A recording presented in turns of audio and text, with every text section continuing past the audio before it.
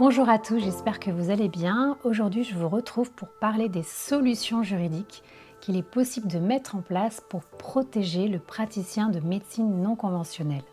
Alors, on a vu dans les vidéos précédentes que les lois étaient nombreuses et que d'importantes sanctions civiles et pénales existent.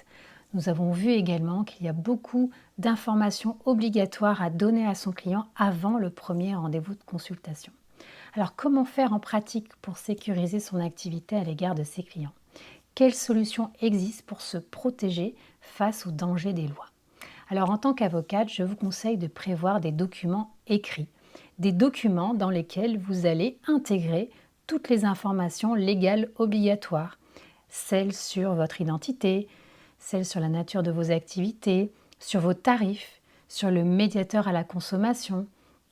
Si vous faites des consultations à distance, vous mettrez dans ces documents les informations obligatoires relatives aux droits de rétractation ou encore les informations sur la protection des données personnelles. L'avantage de prévoir des documents écrits, c'est que si demain vous avez un contrôle d'une autorité ou si un client venait à porter plainte, eh bien vous pourrez grâce à ces documents démontrer que vous avez bien respecté votre obligation d'information. Alors plus précisément, je vous conseille de mettre en place deux documents.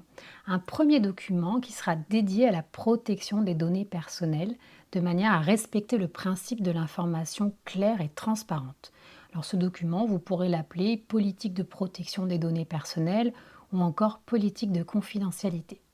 Un deuxième document pour prévoir le reste de vos obligations d'information. Et naturellement, il faudra communiquer ces documents à votre client avant le premier rendez-vous de consultation.